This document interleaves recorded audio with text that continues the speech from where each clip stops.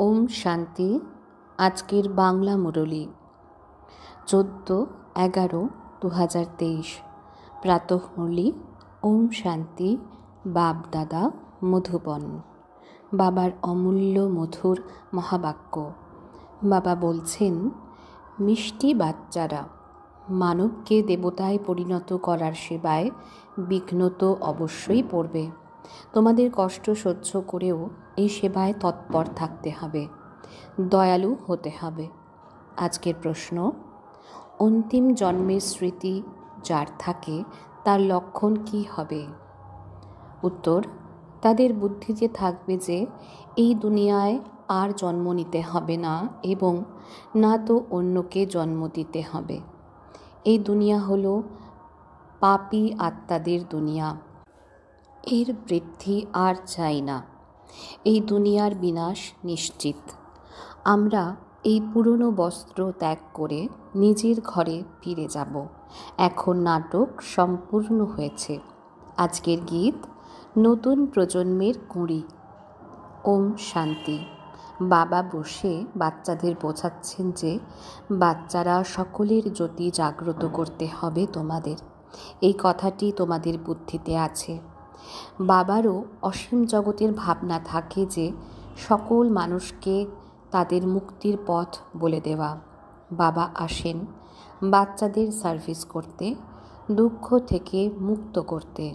মানুষ বুঝতে পারে না যে এখন দুঃখ আছে তো সুখেরও কোনো স্থান আছে, সে কথা জানে না। শাস্ত্রে সুখের স্থানকেও দুঃখের স্থান বানিয়ে দিয়েছে। বাবা হলেন দয়ালু। মানুষ তো এই কথাও জানে না যে আমরা দুঃখে আছি, কারণ সুখের এবং সুখদাতার পরিচয় জানা নেই। এই সব হলো ড্রামার ভবিতব্য। সুখ কাকে বলে, দুঃখ কাকে বলে, সেসব জানা নেই।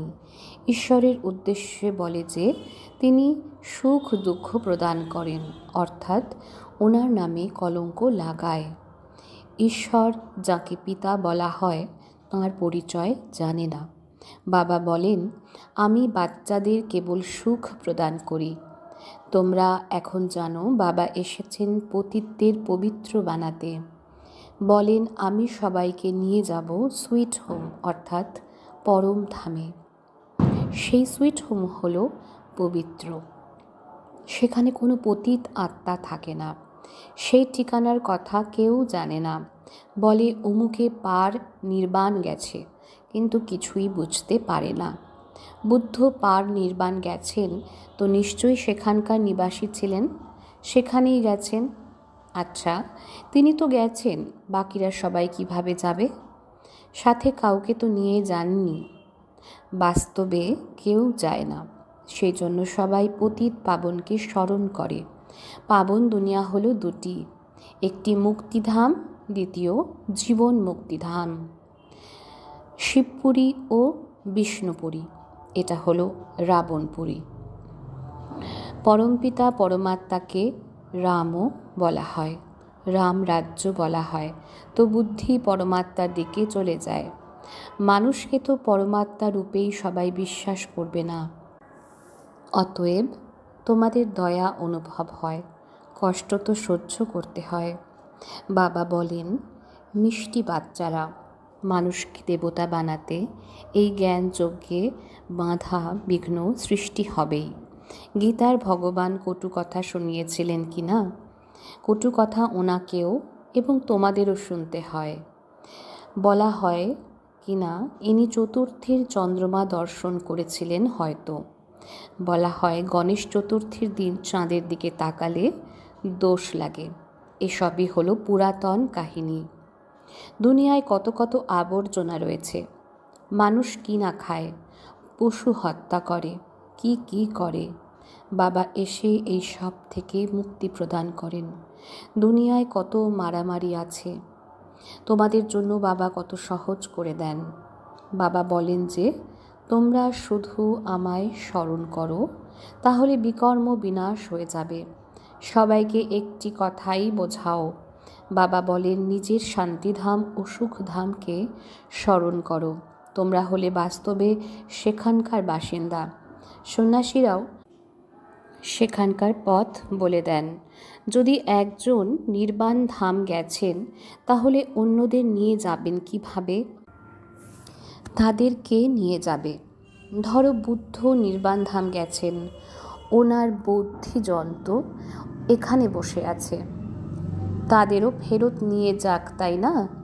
গায়নও আছে, যারা পয়গম্বর বা ধর্মাত্মা, সবার আত্মা এখানে আছে, অর্থাৎ কোনো না কোনো শরীরে আছে, তবুও মহিমা গাইতেই থাকে।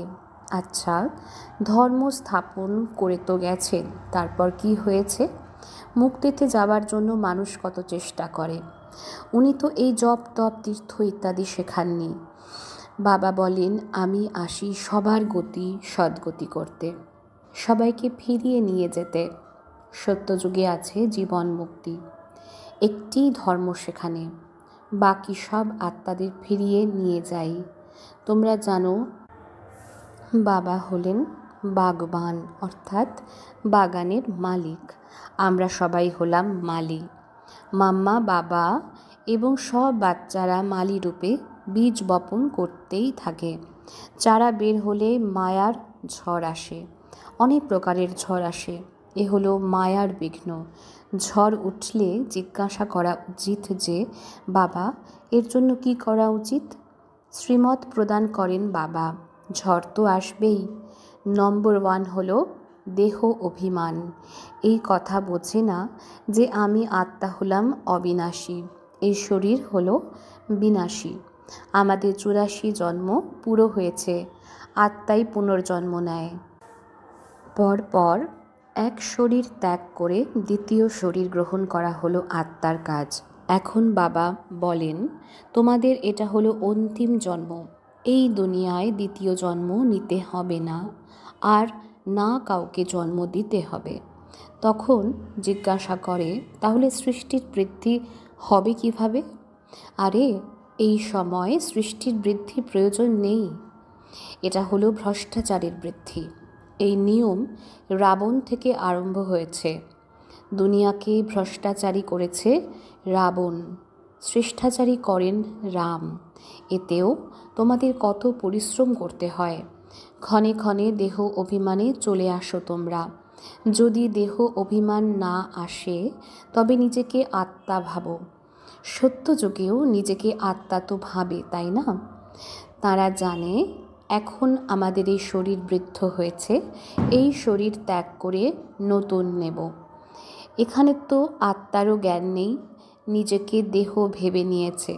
এই দুনিয়া থেকে ফিরে যাওয়ার ইচ্ছে তাদের হয় যারা দুঃখে থাকে।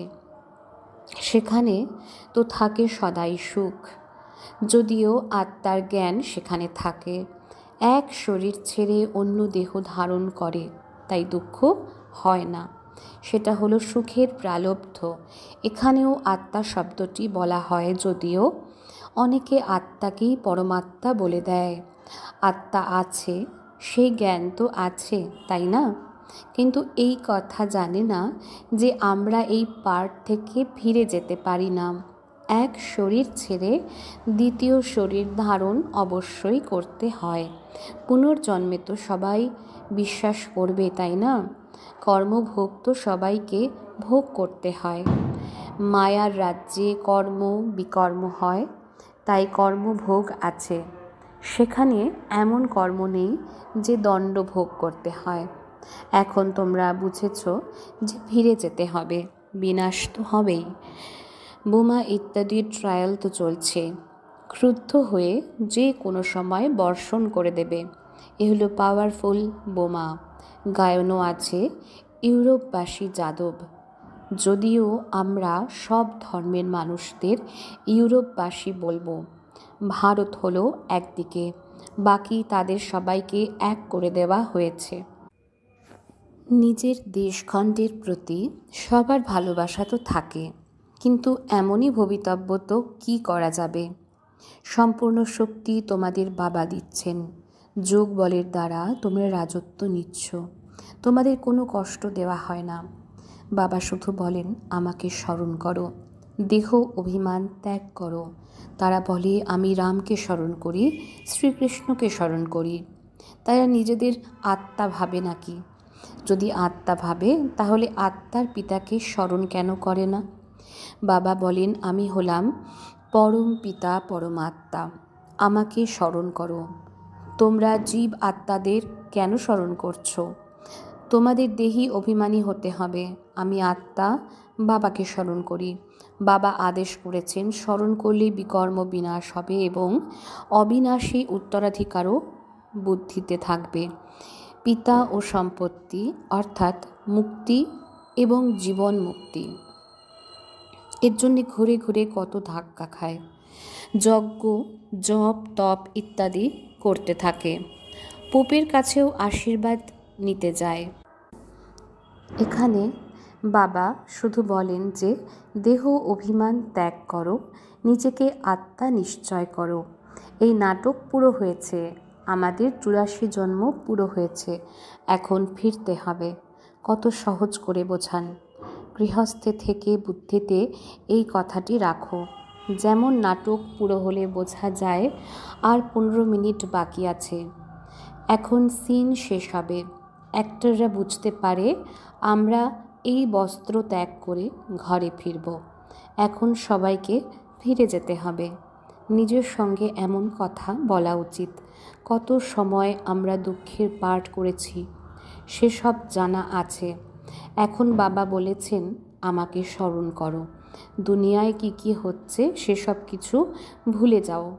এই সব কিছু শেষ হয়ে যাবে, এখন ফিরে যেতে হবে। তারা ভাবে যে কলিযুগ এখনও 40,000 বছর চলবে। একেই বলে ঘোর অন্ধকার। পিতার পরিচয় নেই। জ্ঞান মানেই পিতার পরিচয়, অজ্ঞান মানে পিতৃপরিচয়হীন, অর্থাৎ ঘোর অন্ধকারে আছে। এখন তোমরা আছো ঘোর আলোয়, নম্বর অনুযায়ী পুরুষার্থ অনুসারে।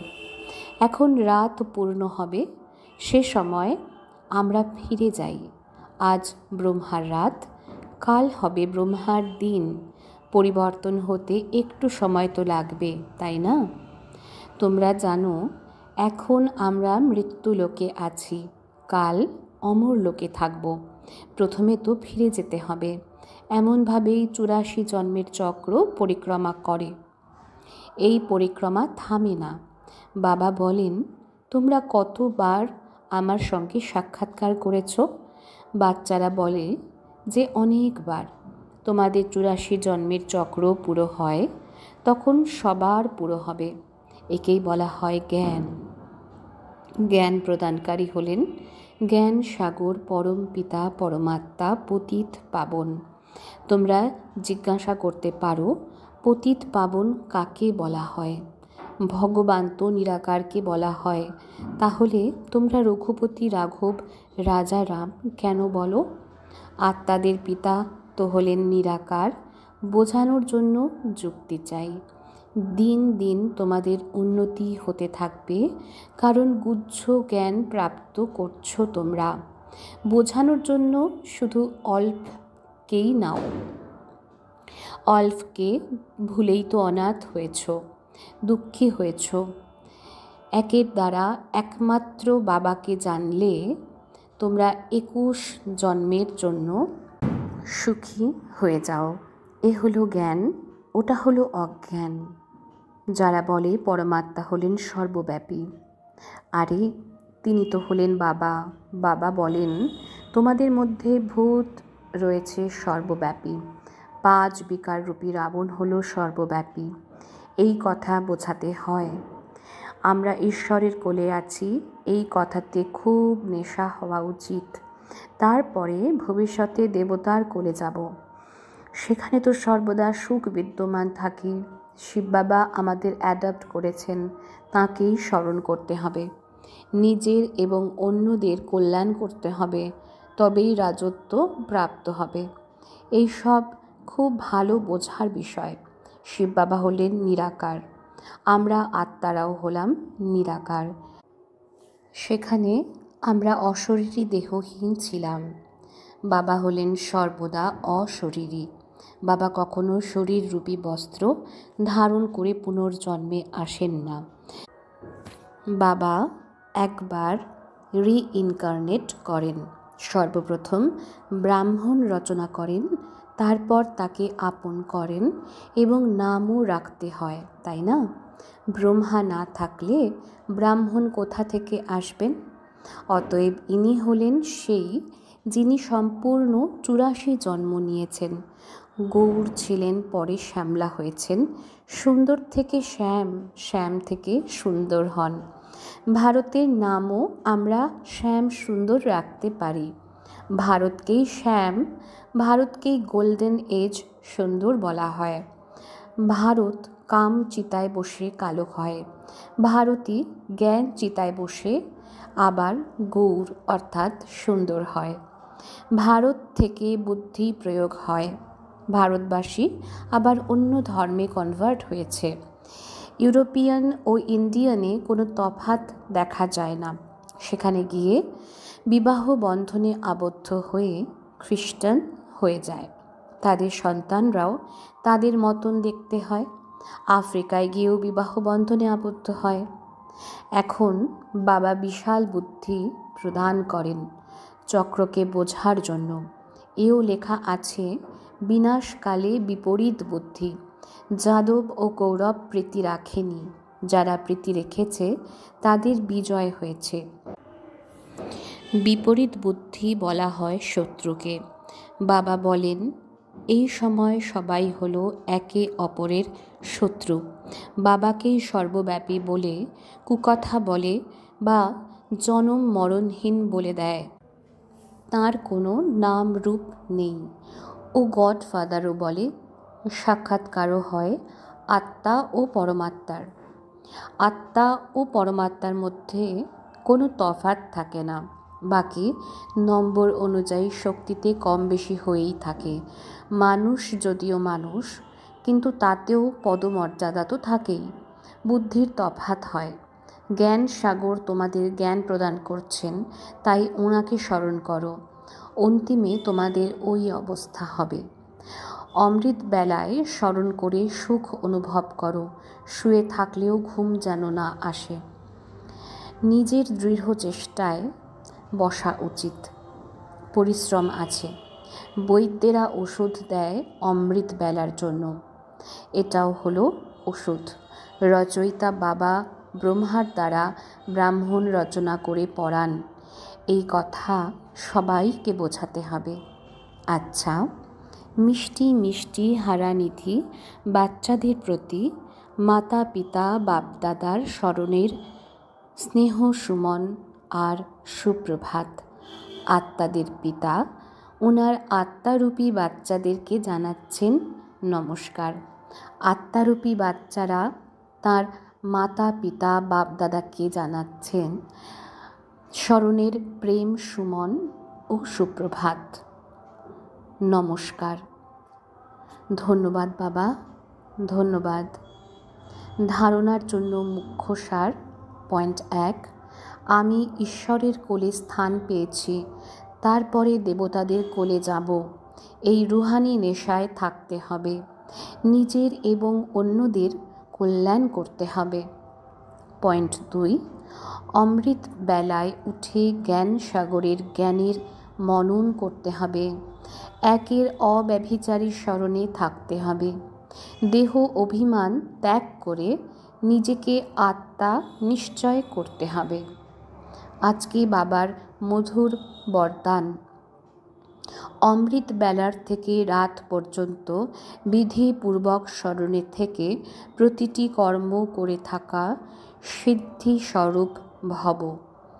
অমৃত বেলার থেকে রাত পর্যন্ত বিধিপূর্বক স্মরণে থেকে প্রতিটি কর্ম করে থাকা সিদ্ধি স্বরূপ ভব। অমৃত বেলার থেকে রাত পর্যন্ত যে কর্মই করো বিধিপূর্বক স্মরণ করে করো, তবে প্রতিটি কর্মের সিদ্ধি প্রাপ্ত হবে। সব থেকে বড় সিদ্ধি হল প্রত্যক্ষ ফলের রূপে অতীন্দ্রিয় সুখের অনুভূতি হওয়া। সদা সুখের তরঙ্গে, খুশির তরঙ্গে তরঙ্গায়িত হতে থাকবে।